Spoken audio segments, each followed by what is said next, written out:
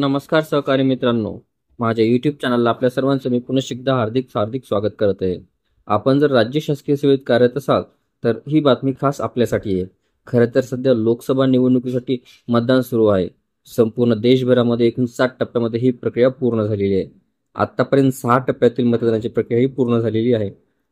7व्या टप्प्यातील मतदान 1 जून 2024 ला होणार आहे. यानंतर 4 जूनला लोकसभा निवडणुकीचा निकाल हा जाहीर केला जाणार आहे. निकालाच्या दिवशी सत्ताधारी पुन्हा एकदा सत्ता काबीज करू शकतात की विपक्ष काही मोठा उलटफेर करते हे समजू शकणार आहे. दरम्यान लोकसभा निवडणुकीनंतर महाराष्ट्र राज्यातील राज्य कर्मचाऱ्यांना एक मोठी गुड न्यूज मिळणार आहे अशी बातमी समोर आली आहे. मीडिया रिपोर्ट्सनुसार राज्य कर्मचाऱ्यांची गेल्या अनेक वर्षापासूनची प्रलंबित असलेली सेवानिवृत्तीचे वय वाढवण्याची मागणी लोकसभा निवडणुकीनंतर पूर्ण केली जाणार आहे. वास्तविक लोकसभा निवडणुकीनंतर महाराष्ट्रात विधानसभा निवडणुका होणार आहेत.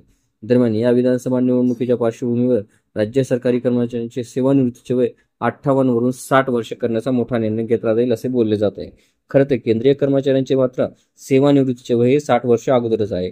देशातील 25 राज्यांमधील राज्य कर्मचाऱ्यांचे सेवानिवृत्तीचे वय हे 60 वर्ष असल्याची माहिती तज्ज्ञांनी दिली आहे. एवढंच नाही तर महाराष्ट्रातील गट संवर्गातील राज्य कर्मचाऱ्यांचे सेवानिवृत्तीचे वय देखील 60 वर्ष करण्यात आलेले आहे.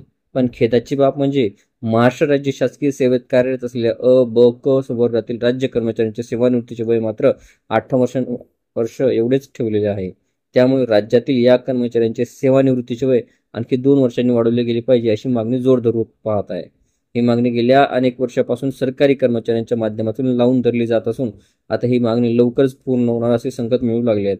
कारण की राज्याचे वर्तमान मुख्यमंत्री यांनी राज्य कर्मचाऱ्यांचे सेवानिवृत्तीचे वय 60 वर्ष करण्याबाबत वर्तमान सरकार सकारात्मक असल्याचे म्हटले आहे. विशेष म्हणजे या संदर्भात लवकरच कारवाई देखील केली जाईल असे संकेत देखील त्यांनी लोकसभा निवडणुकीपूर्वी दिले होते.